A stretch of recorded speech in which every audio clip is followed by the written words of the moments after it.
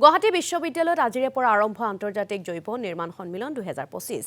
বিশ্ববিদ্যালয়খনৰ বীৰেন্দ্ৰ কুমাৰ বৰুৱা প্ৰেক্ষাগৃহত অনুষ্ঠিত হয় উদ্বোধনী অনুষ্ঠান।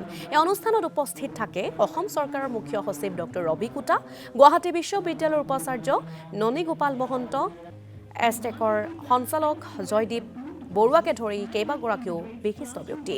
দুদিনীয়া কাৰ্যসূচীৰে আয়োজিত এই সন্মিলনত ভাগ লৈছে বিশ্বৰ বিভিন্ন প্ৰান্তৰ বিজ্ঞানী আৰু গৱেষকে। ভাৰত চৰকাৰৰ অৰ্থনৈতিক নীতি, পৰিৱেশ আৰু সংস্থাপন সন্দৰ্ভত আলোচনা হ'ব এই সন্মিলনত। আজিৰ প্ৰথম দিনাই কেইবাখনো গুৰুত্বপূৰ্ণ আলোচনা চক্ৰ অনুষ্ঠিত হয় সন্মিলনত।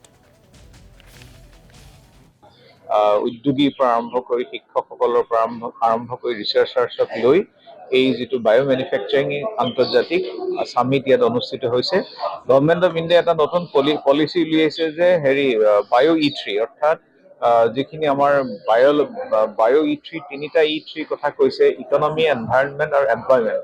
অৰ্থাৎ আমাৰ পৰিৱেশ বিজ্ঞানৰ লগত ৰজিতা খুৱাই কেনেকৈ সংস্থাপন বৃদ্ধি কৰিব পাৰি আৰু লগতে আমাৰ পৰিৱেশটো কেনেকৈ সংৰক্ষণ কৰিব পাৰি, অৰ্থনীতি কেনেকৈ সবলীকৰণ হ'ব, গোটেই দিশবিলাকৰ ওপৰত ভৱিষ্যমুখী এটা